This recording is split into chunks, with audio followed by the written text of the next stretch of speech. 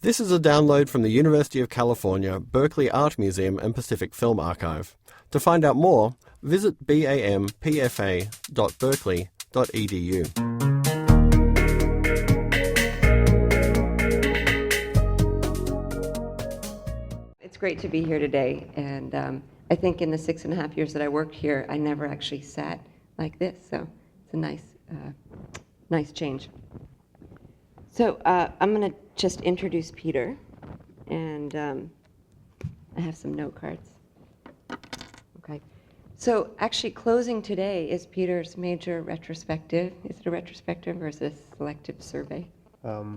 It's a survey, 20-year survey. 20-year survey. Actually, no, they extended it for 2 weeks. Oh, okay. Well, it was supposed to close today at the Tate Britain in London, but it was extended because it has been a huge success, and I have a question or two about it later. But the show is has been at the Tate Britain, and then it's going to Musée d'Art Moderne de la Ville de Paris, opening on the 26th of May through the 14th of September. 29th of May. 29th of May, see? We're going to have this little back and forth.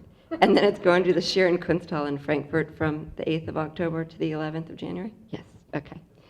Peter was born in Edinburgh in 1959 and lived in London and Canada and Trinidad. He was educated at St. Martin's School of Art in the early 80s and then at the Chelsea School of Art. He was a very popular tutor at the Royal College of Art and is credited with a responsibility for a resurgence and interest in painting.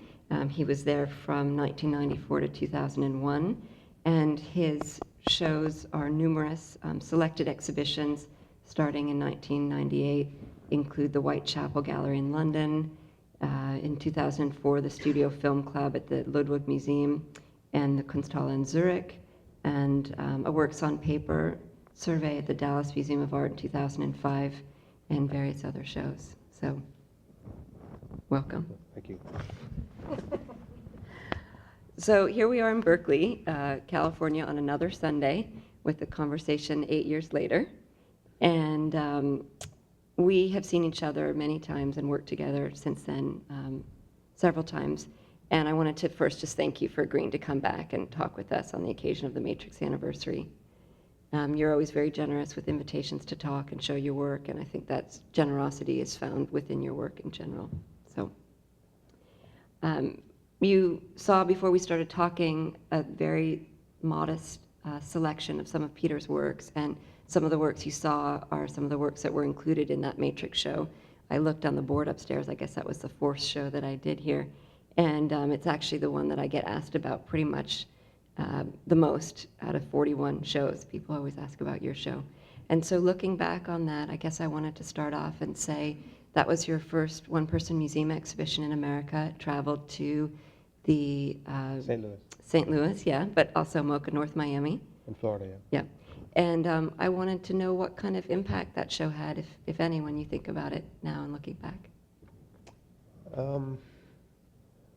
Hard to know what kind of impact it had, but it's quite interesting to I suppose, reflect upon the response to the work, really, because in some ways, after it's the same work then as it is now, and somehow over time not the work changes, but sort of the response to the work changes. I'm not saying that there wasn't a response then, but I think it was at that point in time. I think it was definitely like a group of kind of interested people, or people who had maybe had the opportunity to just step in here or one of those other venues and seen the work. It wasn't really particularly well known, I don't think.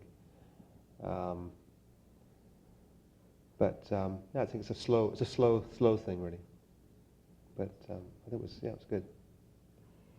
I remember at that opening, actually, there were some collectors from Los Angeles that flew up for the opening, and I'd never kind of experienced that before, that people would just fly up for an opening, and they flew up to see your work, but they really wanted to meet you. And at the time, I got this sense, and it's something that I think has grown over time, maybe in the numbers of people or whatnot, but I got the sense from them that they felt like there was something in your work that spoke directly to them, that it was made somehow for some need that they had themselves. And I wonder, what do you think about your work creates that sort of fervor or interest? I don't know really. I don't know. And it's quite strange with this Tate exhibition because it is, you know, you have to admit it's kind of become a popular show to see in a way, and it's something I never really expected. You know, most of the paintings were made in of that period are made, you know, in privacy and not really anticipating anything like that in any way. So it's quite strange. And then somehow you get the impression that maybe there is this special. Some people find this special connection with it, but it wasn't something that I ever intended. It's because a lot of the work is actually very personal. I mean, ultimately. So it's it's a little bit overwhelming, to be honest. I mean, at first it was like when you talk about in those days when someone said that, then you could have a conversation about it maybe, but when it becomes like school children and things like that, I don't know. It's not what I expected. So early on, what you were doing was really antithetical to a lot of your peers, the artists who became known as the YBAs, the Young British Artists. How do you think now about your work and its place in the larger art historical context? I mean, you've said that a lot of it is created from a very private point, but now that you had the opportunity to kind of reflect back on 20 years of work, do you think of yourself within a context, or is it still? Well, I think that especially in the United Kingdom, in a way now it's like my work is written about that I wasn't part of that YBA movement, and I never was. But I mean, I know a lot of those artists, and I'm friends with a lot of those artists. And it's like, I mean, even one of the newspapers suggested that whilst some of those artists were out and about at night doing all sorts of things, that I was in my studio, which is not true I at all. can tell that's definitely not true. But anyway, it's kind of this. My work is in a way. Some people are trying to kind of separate it from that, whereas I would say it definitely fed off in some ways fed off the energy of that, which was a unique thing in the United Kingdom. Really, this moment where people were actually interested in contemporary art. It was being discussed in the newspapers, and people were putting on group exhibitions in funny little places as they did elsewhere as well. But for England, it was in London, it was a very special time, I think, really. So I don't really like the fact that my work's being seen as being something serious or something else, because I don't think it necessarily is really. It's just a different medium, a different approach. I don't know about context, what its real context is. I don't know how you, because it's not really part of a movement, or I don't really feel it's part of any kind of movement. So I don't know what its context is really ultimately. And I think maybe one of the reasons for its popularity, which is I'm not saying this in the most positive way, is because it kind of reminds people of maybe art from another time in a way, and that kind of in a way is a point of access. And that again wasn't really an intention of mine, but I'm just trying to sort of analyze it. I think I absolutely agree with you. I don't think that your work is intended to be positioned as antithetical to Damien or Sarah or any of the other people. I think that it's just that it took a different format at the time. I mean, large-scale oil painting was really different. And so I think that it's something to certainly be cognizant of as an artist when you're where you are now, and then people start to look backwards. You want to kind of protect your place and not let people rewrite history incorrectly. Yeah, I do think it was an interesting time, though, because I think that if you looked at it, with an open mind, you'd see that actually it was a time that, lots of different types of art making were accepted as being relevant, really. I mean, it wasn't just one thing, really. It wasn't just process painting. It wasn't just sort of, objects made by other people or pure conceptual art or whatever. I think it was quite an open time, really. But now that time has passed on, it's strange. So when I was looking back at the majority of your works, it seems that the majority of them convey some sort of sense of place. You've referred to them as these nowhere places, but yet many of them seem to have very specific references. Where do the places come from, and what draws you to them? It's usually some place that I have some sort of feeling for, I suppose. Yeah, it's I don't know. It's quite difficult when I'm not talking about a specific painting. But yeah, it's places that I think about. But it could also be places that that I have no connection to really. Like something I find in someone else's place, I suppose. It's hard to. In some ways, I'm always looking to find a new subject or a new place to make a painting from. But it often takes time. It often takes like I don't know some period of time before that kind of really comes about. So certain places appear over and over again. Like the figure in the mountain landscape, which I actually just saw a source photograph for in the Tate magazine, right? That's possibly, yeah. Isn't it an outdoor, a plein air Canadian? It was a Canadian plein air painter who was one of the group of seven, who were a group of, kind of, I guess, Canadian painters influenced by Scandinavian painters, who happen to be Canada's most famous painters. No, it was an incredible photograph, really. I don't know. I saw it in a museum, funny enough, in an archive, and I took a photograph of it through the glass, and then I used that to make some paintings and some prints from. But it was just it's one of those things that I don't know. It just seemed to be so much about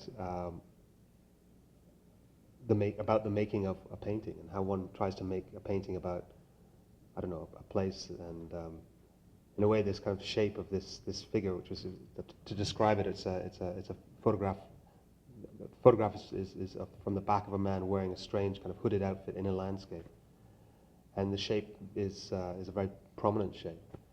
But in a way, it's like because he's got his back turned to you, the viewer, I think, becomes part of the painting. It's almost like a trick in a way. Not that it was meant to be, but it becomes like a kind of a device. It does appear when you're the viewer as if you're looking over the painter's shoulder at the same landscape that he or she is painting. I think so, yeah. And he's also becomes part of the landscape. That was important for me, really. So that one of those paintings was in the Matrix show here, and at the time, and up until like last week, I always kind of thought of that painting as a self-portrait. Do you ever think of it in that way?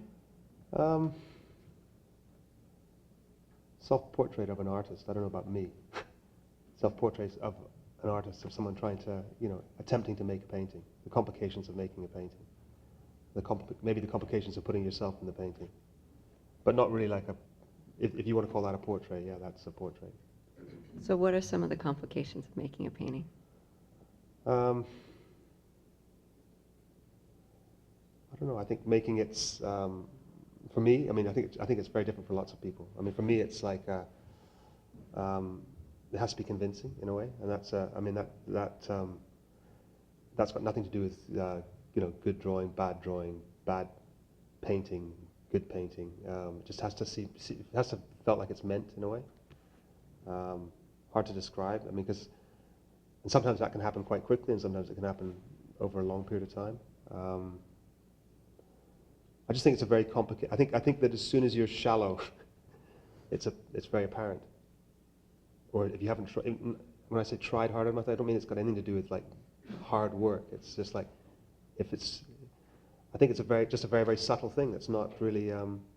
It's kind of not in tune. It's probably like it's like even a piece of music. Even if it's discordant, it's right at that time. It's very hard to describe. But the complications are purely between you and the work, I think. It's interesting because the process you describe is a very it's a very hardy process.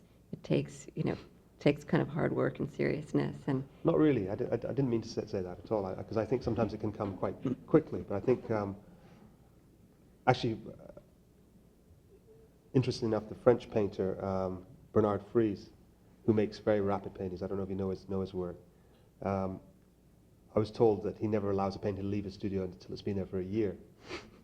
Which I think is actually really quite a good way. If you make that type of work, that's kind of rapid, it gives you a long enough time to kind of come to terms with it. It's not just like next, out the door type thing. I think I have a similar approach in some ways. I mean, I like to have paintings around for a long time, even if they sometimes haven't had a huge amount of physical work on them. That's something that kind of goes against the grain of the way that artists but painters of my generation were taught in the UK, which was kind of what was called the kind of hard-won image, where the image had to be kind of hard-won and hard worked for and scraped off and then added to, and that kind of coming out of what was known as the School of London. And in a way, I often talk to my artist friend Chris O'Feely, who lives in Trinidad with me, about this, because we had a similar kind of art education. You know, give it some. One of the expressions in the studio would be "give it some welly," which means like, you know, beat the painting a bit. And it was just sort of that's what you're fighting against in a way, but it's also something that's absolutely in your blood as well.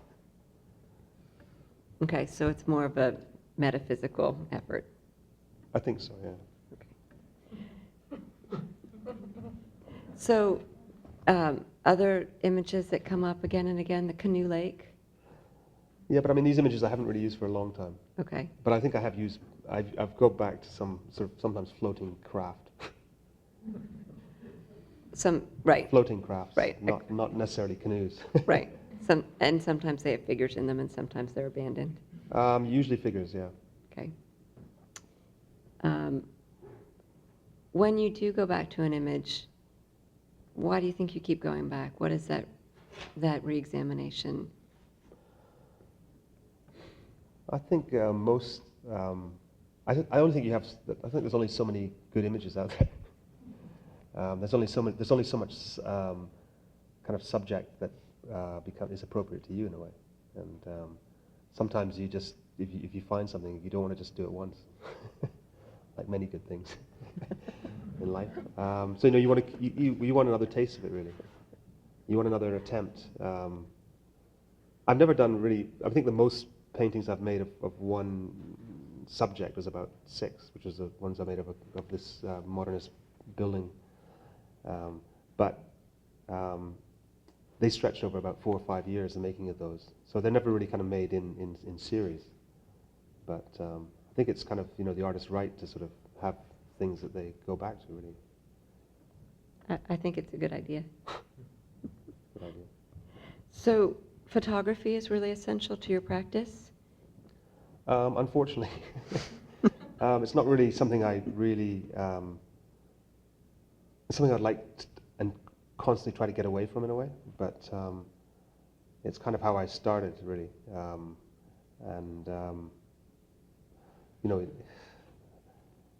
Yeah, I mean, I sometimes I wish I could. I was more of an artist who could just, draw out of the head, but it seems to be the way that things have worked for me. But I really dislike my paintings, the ones that, in a way, refer closest to the photograph. And so I try and find ways of getting away from that. But I don't think your practice has, sure, maybe a reliance, but not a direct relationship. I mean, you don't go and take a picture and then make a painting from the picture. You use photography in a much more random way. That's right? true, yeah.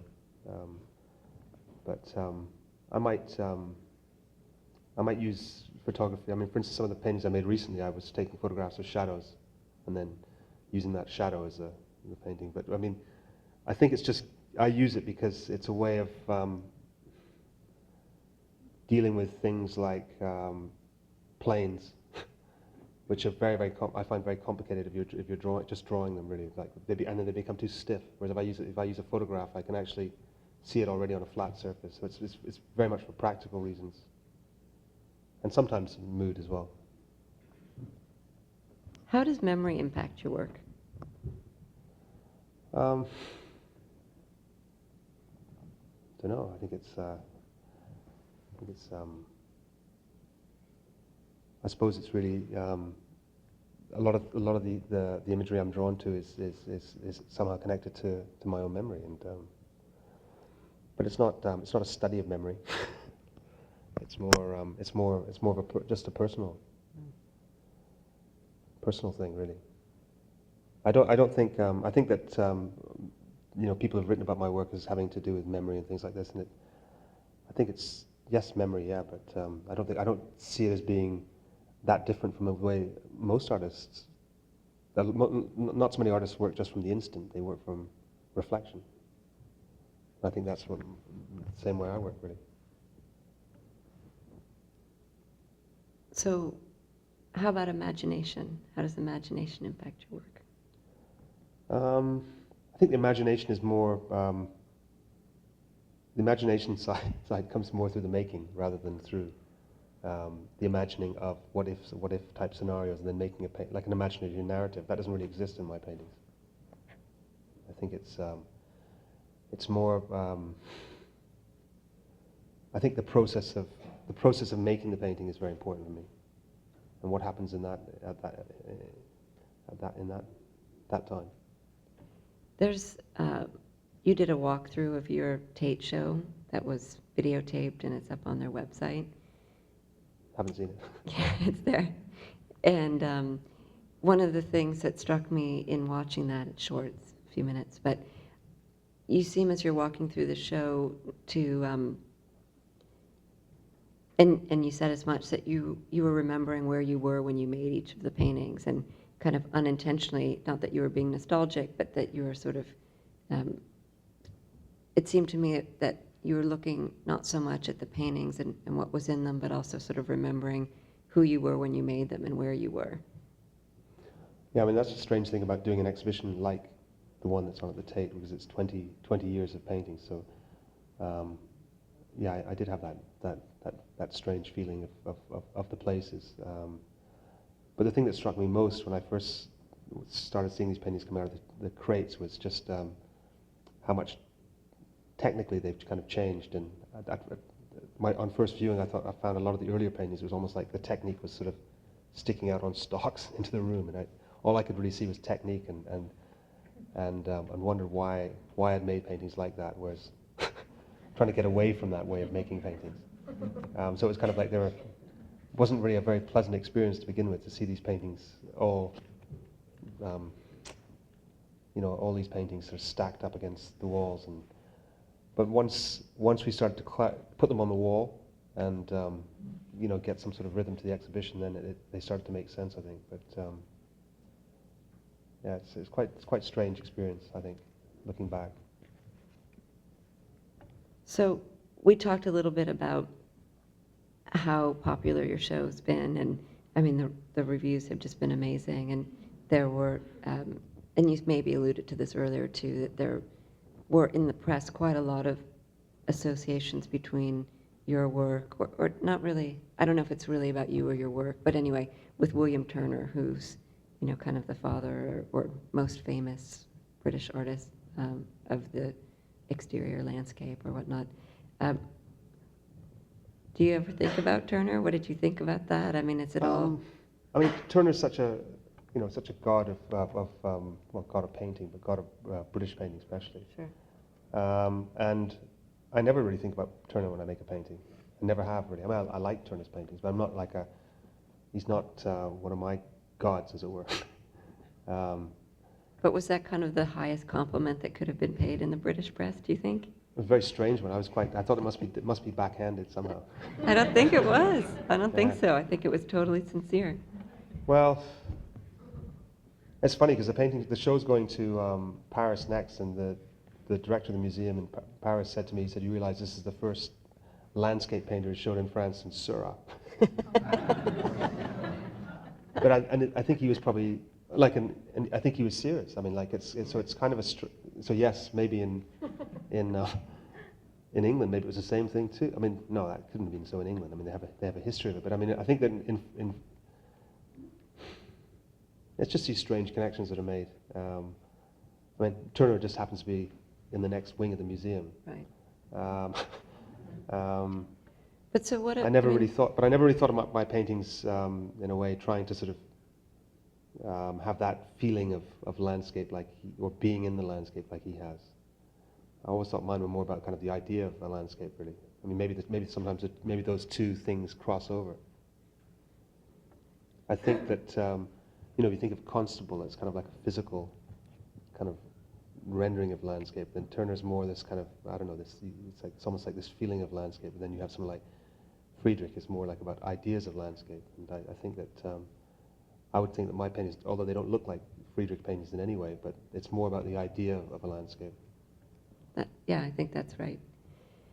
I think it's interesting too, though, since the show's on now and we're here talking about it, and that's the first time that your work had been seen in London since 2002, right? Yeah. Yes. Yeah. Yeah. It's a bit of a gap, and there's a lot of there's a lot of work in the exhibition too that the public hadn't had an opportunity to see. So it was.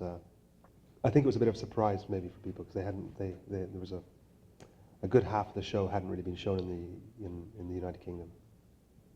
And people like the new paintings equally, if not more, right? I don't know. Some people did. Some people. Yeah, it's hard to say. It's really. It's difficult to know. It's difficult to get a. I don't know. I suppose for any artist, like. You don't really know what the feedback is really. Yes, it's positive, and that's nice, but it's also quite unnerving. I mean, it's not what I don't know how to describe it really. Yeah, it's unnerving because you always have to go in. It feels like it's the end of something, and I've got to start again somehow. I'm sure you have some ideas. Maybe one or two. One or two. So you sometimes you paint about things that you personally enjoy doing: skiing, painting, listening to music. There's a sort of a long-standing idea of whether art informs life or life informs art. What do you think about that? I think when I made the skiing paintings, I made them as a kind of yes, I had a personal interest, but it was also it was a way of trying to bring something into I suppose into my work, but also into the world of art that hadn't really been seen before. And it wasn't like it wasn't like a I don't know. I wanted to try and paint pictures of things that I understood and liked, but also maybe paintings that hadn't really been seen before, really, and surprise myself as much as other people, really. And I was conscious of the fact that I don't know that these were subjects that weren't really painted about in sort of in the way that I was attempting to paint them. I mean, they had been painted maybe like in kind of in a modest way, like in galleries that sell paintings for the home type thing. Yeah, so it was a kind of it was a challenge in a way for me. But they're very accurate too, because I remember we were looking at some of your ski paintings with the Aspen Skiing Company, and they're like, "Oh, those are K2 skis from 1972," or right. So. No, they're very accurate in that respect. Yeah. And I think that's an interesting thing too, because your paintings have a reference to the real, but they also come from a place which I think is more messy than that. What do you mean by that, messy? I just mean that it's the same way we were talking about your use of photography. You don't take a photograph and paint directly from it. It's a bunch of different things that come together. Some of it's memory, some of it's imagination, some of it's the existing photograph. But it's you can't trace it back to a direct source necessarily. That's where the mess I'm talking about comes from. But yet then there's this element of realism. I think it's often as simple as trying to sort of make something surprising on the canvas for myself, really, to begin with. It's like it's not really about technique or even the subject. It's more about can you make a painting about this, and what will that be really? Like one of the paintings I tried to describe was the last painting I made. It was in the Tate show. It's of a man dressed as a bat, with no reference to Batman, but it's a traditional Trinidad carnival costume is a bat, and now most of the men, it was always men, who dress as bats are pretty well gone. And a friend of mine who's an artist in Trinidad, he made a little statue of this bat figure, and he gave it to me as a gift. And I'd seen a shadow of this on the wall in my studio at night, and suddenly it became much more mysterious than it was in its actual form. And so I made this very, very large painting of it. And it was just, in a way, it was just like this, can you make a large painting of a shadow, really? And can, in a way, also, can the painting be, it was conscious to me that the painting had to mean something to the person who gave me the statuette, because it would have been an insult otherwise. And so, I had to, in a sense, make a painting that had his approval, but also, in a way, felt like a painting of mine, in a way. So that was the kind of challenge of that particular painting. And he's probably in his almost 80, the guy who made the statue. And he was surprised that somehow for him it felt it captured the spirit of this particular, carnival character. I wasn't trying to do that. I was just trying to make an image that, anyway, that's an example. It's an amazing painting. Actually, I was going to ask you about it later, because it has this presence to it, but it also has a transparency. It's almost as if you can kind of go through the canvas, but yet the figure sort of stands out. Well, it was my studio in Trinidad. The window, there's no glazing on the windows. It's just open, so the elements sometimes come in.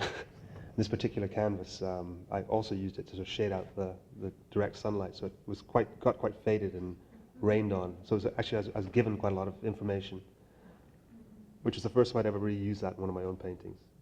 I mean, maybe in retrospect I've already used kind of effect that comes from painting, but this was actually just effect that was on the canvas, and it seemed to fit this particular painting. I don't know. I was trying to, in some ways, if you have made etchings or if you have made watercolors, that certain things that come in those mediums that aren't very easy to make in an oil painting. And it was really trying an attempt to make a kind of a grand version of something like a sketch, really. And so the water stains are intentional, or they're unintentional, or they were both? just there, so I just allowed them to be there, really. And then I actually would use, in other areas I'd mix paint the same color as they were, so it was a mixture, really. I was just thinking about your drawing that's in the Berkeley Art Museum collection that's upstairs. It has a similar effect, though. Hearing you talk about your earlier work and the kind of evolution, if you will, of your style, I think that's applicable there too. But there's definitely a sense of, as you applied the paint, and I think it has sugar in it also, the one upstairs, it sort of starts to kind of drip also. All right. I can't remember exactly which one it is. I should have a look upstairs.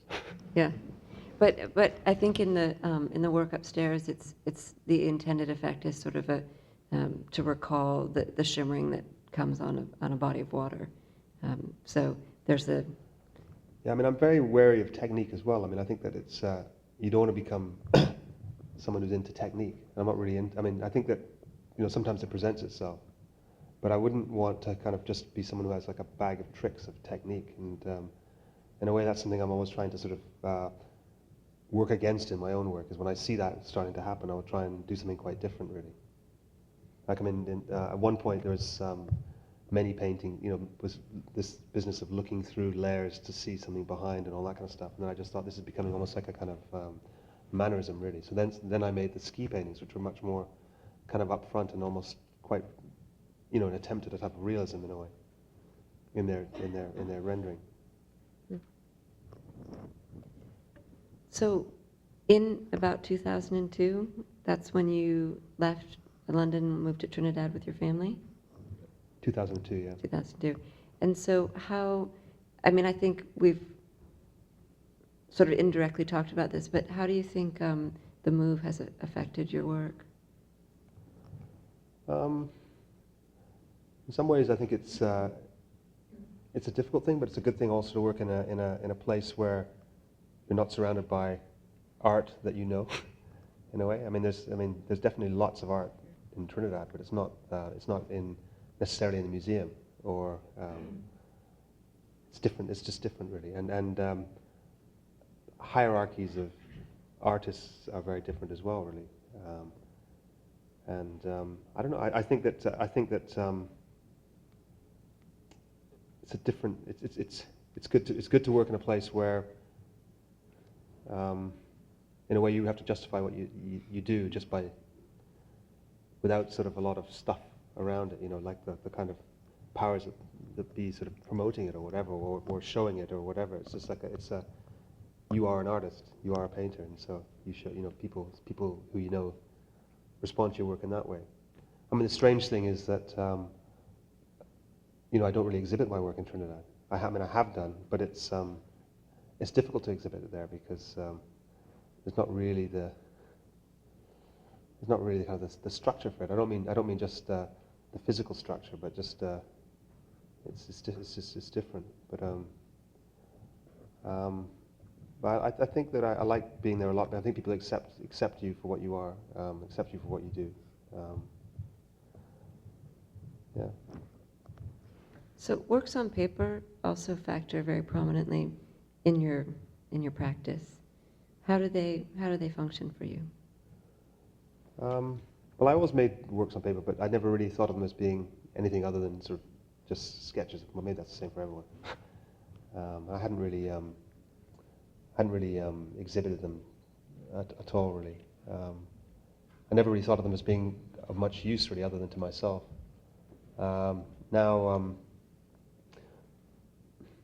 Now I realize that they have been very useful, really, and yeah, they are. So you have talked about kind of having a very private studio practice and about having been invisible as an artist. Do you love what you do? Yeah, I do. I mean, I think it's. Yeah, I mean, I think it's something I'm going to be doing for the rest of my life. I don't know. It's. Yeah, I do, but I don't think it's always just being in the studio. That sounds funny, but I mean, I'm not in my studio all the time, but I don't think that really matters. I mean, I'm teaching quite a bit now in Germany, and I think there's a kind of broader, yeah, maybe in the studio I'm a very private person, but there's a kind of broader discussion about these things outside of it. I do like what I do. Could you imagine doing anything else? Not really, no. It's good not to have I was watching a film last night. It was actually a Herzog film about a climber called Messner. And Messner says at the beginning that he's never had a profession. He said he's never had a profession, and he said he thinks that, you know, you can't have a profession if you're a creative person. I thought it was quite interesting for a climber to say that, but it was kind of a very Herzog thing. Yeah, I think it's like the mirror image probably of what it really is. Possibly, yeah. So I know that your family is very important to you. What do you? See, look. I was going to ask what you think your kids understand about what you do. Oh gosh. I think. I don't know. In some ways, you know, being in Trinidad means that they're outside of, you know, where the work gets exhibited and stuff. Although they did come to the show at the Tate. I think the older ones were quite surprised when they saw all the work, because they don't think I do any work. And then the younger ones were just interested in the paintings that they might possibly be in, or so. It's, yeah.